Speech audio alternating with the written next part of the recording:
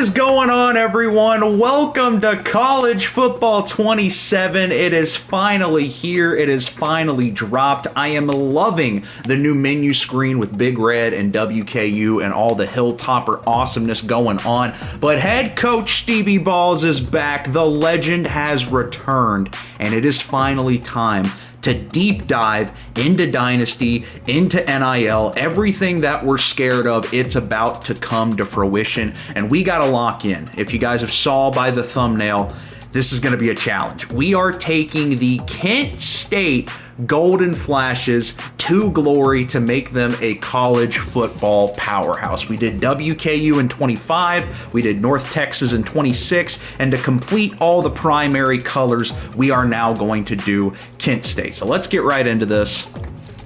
So this is the first screen that you're brought to. I'm going to do an offline Dynasty just because I don't want to get it corrupted and I'm not playing online with anyone. And then I don't know if there's a difference right now between the active roster and the non-active roster. I'm just going to do the active roster. I figure it can't hurt. All right, and then we are brought to our settings screen. These are the settings that we're going to be going with. We got Heisman difficulty, obviously. Everything else, injuries are going to be on. I am using my pre-order bonuses. We're going to Kent State. Sue me. I've got legacy. I need to keep the aura going with 7 national championships. 9-minute quarters is what we're used to playing on with an Excel clock down to 20 seconds left. No coach mode for now, possibly in the future with WKU. And then other than that, yeah, we got wear and tear on, transfers, all that good stuff. Auto progress players I'll leave on, but everything else is going to be off. And then whenever it comes to conference alignment, we are going to do everything normal. Changing a team's conference impact its dynasty blueprint. Okay, so this is good to know. Good stuff right here. Yearly dynasty points, budgets, NIL, all that. A former look, salute to the North Texas Mean Green as we send them off in College Football 26. It was so much fun playing with this team, getting them out of the American Conference. In the ACC, this is our first team with an additional team being added because they do have an odd amount of teams in right now and a very interesting mix of middle-of-the-pack teams and pretty good teams like Miami, Clemson. But the first team that's going to be added in is an independent team because why are teams independent? It doesn't make sense. You guessed it, Notre Dame, the number 3 team ranked in the country preseason, is going to the ACC. I feel like this mixes in perfect. The SEC and Big Ten are all a little bit crowded. The ACC, still a very powerful conference with some juggernauts, and now Notre Dame has to play an actual schedule. Your Big Ten, once again, very crowded. They're not going to be needing any new additions, but very high-level talent here with Ohio State and Michigan, obviously. There is your Big 12. Shout out North Texas for winning the Big 12 multiple years in my College Football 26 dynasty. This is your Conference USA. One more independent school, UConn, is going to be transferring to our conference, the MACtion. Once again, we don't need any teams to be independent, and I feel like they fit in perfectly with the MAC. They're 71 overall. That's kind of around the same median area all these other teams are, so it just makes sense. And once again, you take a conference with an odd number of teams, they now have an even number of teams. This is how your Mountain West is looking. UTEP leaving Conference USA, North Dakota State, a new addition, and then in the Pac-12, your newly reformed 8-team Pac-12 with Boise, Colorado State, Fresno State, Oregon State, San Diego State. Every team in this conference has state in their name. I don't know if that was by design, but I like it. This is your SEC. Obviously, you got 16 really good teams. And then this is your Sun Belt Conference. I was very close to pulling the trigger on Coastal Carolina, but I'll get into why we're choosing, the MACtion with Kent State before anything.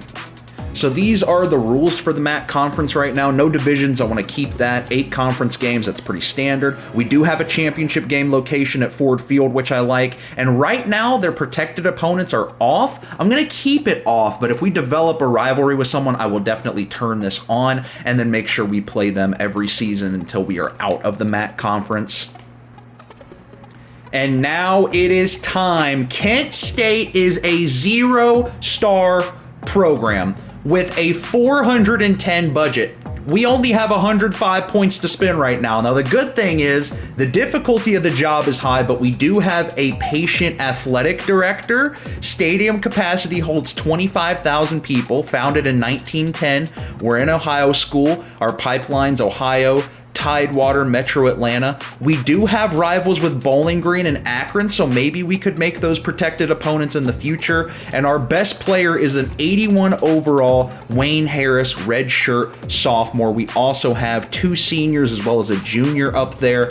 And goodness gracious, I mean, this is the bottom of the barrel. There are no stars on this school. And if you just look around, let's go over one spot. Kentucky has 1,200 in their NIL with a budget of up to 4,260. Louisville, 4,000. Let's go find a real powerhouse. Georgia, 12,000. They could spend $5,000 right now, and we can spend 105. That's crazy. So this is going to be a navigation process. There are teams with 100 NIL. There are teams with thousands. This is going to be a patient, grind it out, build it from the bottom spot. And there's Coastal Carolina, and I really debated choosing Coastal. They're a 1-star program, and they're the same overall, 66 overall. They're 1 overall better than Kent State. Those are the 2 schools I was against. But Coastal Carolina has more budget, has more available options, has a better pipeline, and currently about the same roster. But I went with Kent State because I want to play in the MAC more than the Sun Belt, and I want Kent State to be, it's a bigger challenge. You know, I'm taking off more than I can chew, and I'm going to learn how to chew it, like Will Smith would say. So Kent State, the Golden Flashes, a new dynasty underway, all primary colors complete. Here we go. Oh my goodness. He is back. There he is. Head coach Stevie Balls with the headset, looking flashy, looking clean. This is Ohio after all, so we are going to have to wear the long sleeves with the khakis, with the kicks on. Once again, these heads aren't great or ideal for customization, but I do like the gear aspect of it at least. And you know what? He doesn't look too terribly far off from our head coach in 25 and 26. This is head coach Stevie Balls. We're running Kent State's offensive playbook for now. Pipeline, Ohio, hands on knee stance. And when it goes to dynasty point strategy, we're going to try and be a portal demon school, even though I don't know who's transferring to us in the transfer portal. We're going to have to figure that out. All right, here we go. Our first contract with Kent State, level 1 recruiter, head coach Stevie Balls. Our athletic director says, Coach Stevie Balls, we're so excited that you're here. We want you to know that we believe in you and want to give you time and the resources that you need to build. Right now, we got an 80% job security, and these are our goals. For 50 dynasty points, we need to be a top 25 ranked team in the next 3 seasons. I think we can do that. It's going to be tough, but I think we can do that. Beat Bowling Green, one of our rivals, 200 dynasty points. That game is huge. And then win 25% of our home games this season for another 50 dynasty points. I feel like all of that, definitely the top one is the hardest, but I feel like all of that is easily completable. Beating Bowling Green, that's winning 1 game this year, and then winning our games at home. We just need to be productive and win games. But looking at the history of Kent State, they're coming off a 5-7 year, which is not bad by their standards. It is bad by every other standard. 2021 is the last time this team saw a bowl game and they did not win. 0-12 in 2024, 1-11 in 2023. This is the depths of hell of college football. 5-7, 7-7, 3-1. I guess that's COVID year. 7-6, that's actually a positive year. And then 2-10, 2-10, 3-9, 3-9, 2-9, 4-8, 11-3 out of nowhere in 2012. 5-7, 5-7, 5-7, 4-8, 3-9, 6-6.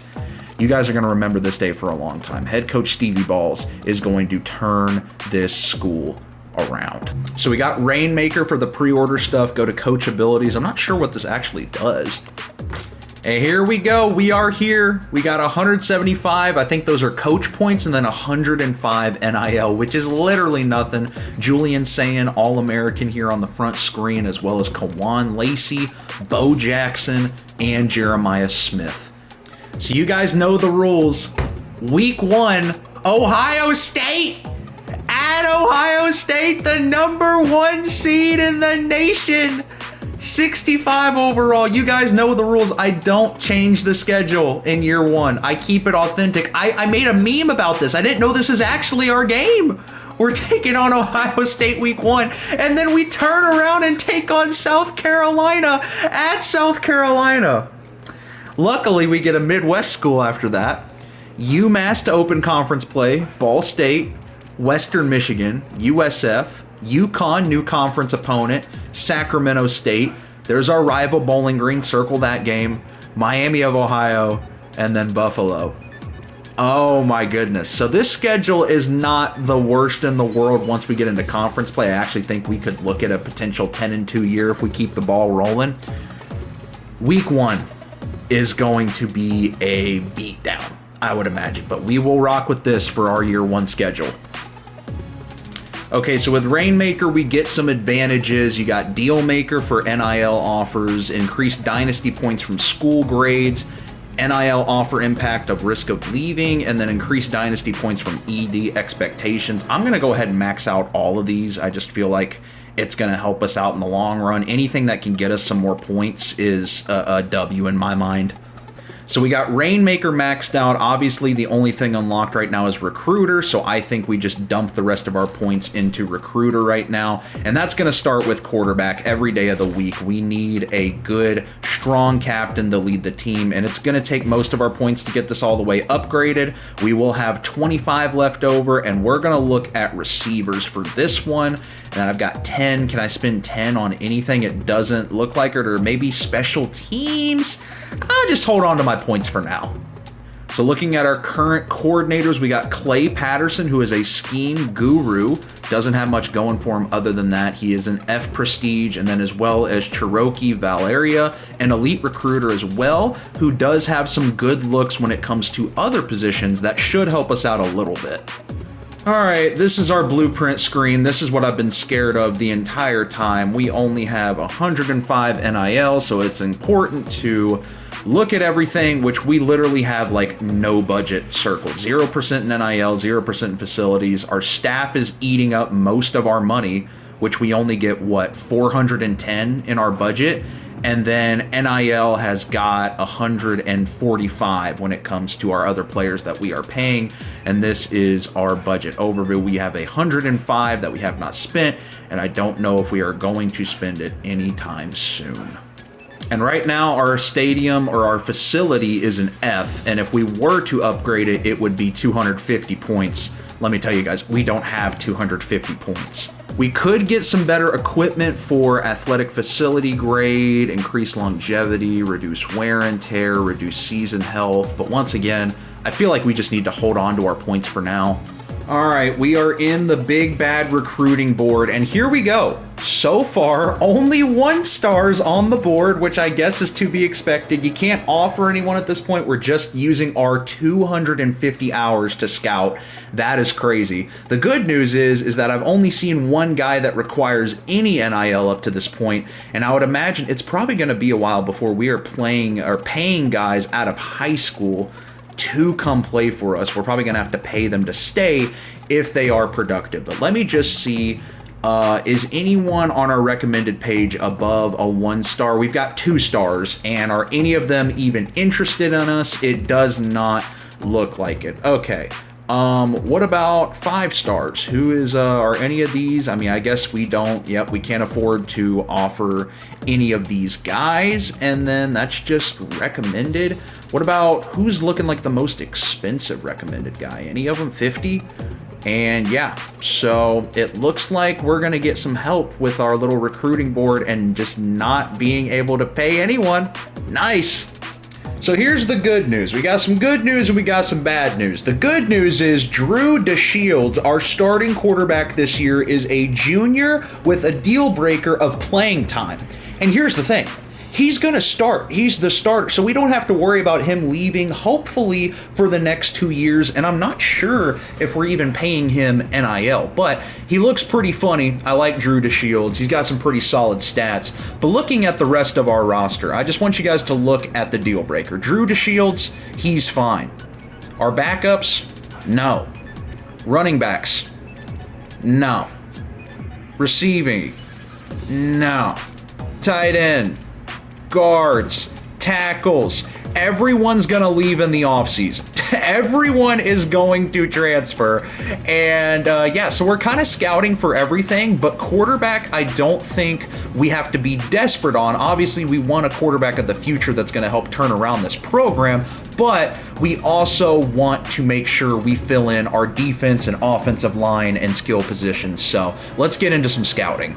All right, so we have filled out our first board mainly based on just positional need. None of these guys expect NIL. They are all 1-stars. And here's what we found out with our 250 scouting hours and nothing upgraded. 5'7" running back George Waddy has 77 speed. I haven't have anything to compare it to, so I don't know how bad this is for a 1-star, but not super exciting to get going. I think for the guards, tackles, linemen, I'm just going to say F it, we ball, and hopefully bring them in without looking at their stats prior. Just try to get them in the building and hope guys are good. I put a kicker and a punter on the list just cause. We got Danny Garrison with 82 speed. Not bad, but his short route and his medium route and his deep route in the 60s, that's not very impressive whatsoever. But once again, you got to remember these guys are 1-star prospects. Chuck Mwamba also has 82 speed. Definitely like this guy better than Garrison. So Mwamba is a little bit higher on our board. We got 81 speed with Austin Rome. Definitely might try to bring him in. Jeremy Harris is 79 speed. That's not great. Titus Hill, our first gym, 88 overall, or 88 speed for a corner. Doesn't have too many other stats that are crazy, but hidden development, he is our first gym, and the first guy that we have marked as a favorite. Would really like to bring him in. And then 76 speed for Josh Gaston does not look super duper impressive. And then we got a little bit of scouting done here up top with Terrell Garnes. We are not able to offer scholarships to anyone yet, so we don't have to worry about that, but we are officially out of hours, and only one gym was found, but still 250 hours. I'm grateful to find a gym in the first place. Here is a look at your preseason top 25. Ohio State, the #1 team. That's who we play week 1. Ohio State is the #1 team in the country, followed by Oregon, Notre Dame, Georgia, IU, Indiana, your defending champs, Miami, Arch Manning in Texas, Texas A&M, Ole Miss with Chambliss. You got Oklahoma, LSU, BYU ranked just ahead of Alabama, Michigan, USC, Texas Tech, Penn State, Iowa, Utah, Tennessee, Houston, SMU, Washington, Louisville, and Florida rounding out your top 25. Here's how the conference standings look. Everyone is 0-0. We got 14 teams to compete with, and there is no division, so it is just make it to the top 2. Your Heisman watch right now, Jeremiah Smith is going to be up there, as well as Dante Moore, Malachi Toney, and Julian Sand, which makes a whole lot of sense. And I skimmed through it before, but it is time to show you guys the official year 1 roster for the Kent State Golden Flashes. 65 overall, starting with Drew DeShields. He is a pocket passer at 75 overall, a redshirt junior. And right away, I like this. 84 speed, 88 excel. He can move, he is mobile, he can scramble, and he's a junior. Only normal development, but playing time is his deal breaker. Not too bad on the wear and tear, and we don't have to worry too much about him leaving for the next 2 years. He's got 82 throw power, 87 short accuracy, 84 medium, 82 deep, so he can throw a little bit of everything and throw on the run, which I love to see. Where is his weakness is what I'm looking for. He's got a good juke move, spin move's not strong, can't really break a tackle or stiff arm, but overall, I like Drew DeShields. I like that this is our year 1 quarterback that could kind of fill in as last year's Reese Poffenbarger and get us to the college football playoff. Deontay Ruffin is going to be our redshirt freshman. He's a pure runner, but he only has 81 speed, and his throwing stats are just much worse than Drew DeShields. So Nolan Good, 60 overall pocket passer. His accuracies aren't terrible, but not good at all. And then Daryl Cole, 58 overall. So we got 4 quarterbacks on the roster, but DeShields is clearly the best one and an upperclassman, so he is going to get the start right away. Running back is going to be Mason King, contact seeker, coming in with 87 speed, but right away I do notice at the same overall, sophomore Jacorian Caffey has 90 speed, better acceleration, better agility, Better coordination or change of direction. Wow, I think that is enough to go ahead and promote him to the starter. I'm not going to lie. Mason King is the senior. He's just got better stats. Mason King is a better trucker. He is a contact seeker and a better stiff armor. Other than that, though, and he catches better. Okay. So I do like the speed and agility whenever it comes to Ja'Cory and Caffey.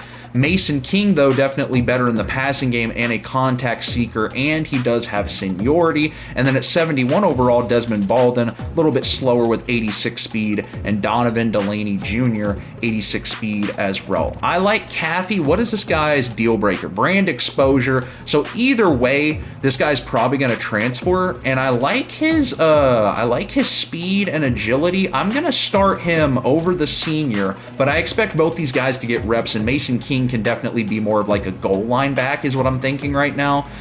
Fullback doesn't really matter. Here's our receiving room. Sophomore Wayne Harris is our best player, so him and DeShields hopefully get something going in the MAC conference. We got playing style as his deal breaker, so maybe we need to pass the ball more. And this guy's definitely our most expensive NIL with 60. Oh my goodness. He's got 89 speed, 92 speed senior. We got DeRealist Clark. That is a cold name, DeRealist. He's got 20 NIL, but after this year, we will be getting that back because he is a senior. Okay. Championship contender is the Ardell Banks deal breaker. We're not paying in anything. And then we got 75 overall JJ Etheridge. Okay, so these are our receivers right here. A whole lot of upperclassmen, and then Wayne Harris, a sophomore. And then with championship contender and brand exposure, I don't think we're going to get past that. Those guys are probably going to leave in NIL. 78 overall senior tight end. This is Tarek Mulder, vertical threat at 6'5". He's got 81 speed, and so does Dakota Taylor. Both of them have pro potential deal breakers, so I suppose we could keep Taylor around if we have a really good season. And then Hunter Hoppington, the 75 speed, 71 overall tight end, is going to bring up the rear. Do any of these guys have anything? 82 catching for Mulder. Nothing too crazy. Maybe a 84 spectacular catch for Dakota Taylor, which is nice. Nothing too crazy. Our left tackle is going to be Tyler Meadows, who is a sophomore. We're not paying him any NIL, and 75 overall. I like that a lot. Left guard is going to be senior Dustin Morrell at 77 overall. We're not paying him any NIL as well, and he is a senior. Our junior center is going to be Ben Medea. He's got 60 speed, no NIL. Right guard is going to be Jackson Dunn at 72 overall. He is a sophomore with a playing style deal breaker. Right tackle is going to be Hudson Chasko, a 68 overall senior. Our ledge is going to be Jaheen Roy, a 68 overall sophomore with no NIL, but an F brand exposure is probably going to have him packing in the offseason. Our reg is going to be a 66 overall redshirt freshman Bryce Griffin, but near an overall is Muhammad Hazim, who is a senior. Does he have better stats to contend for the starting job? He's got better agility, change of direction, strength. Play recognition is going to go to Bryce Griffin. Play deal breaker championship contender.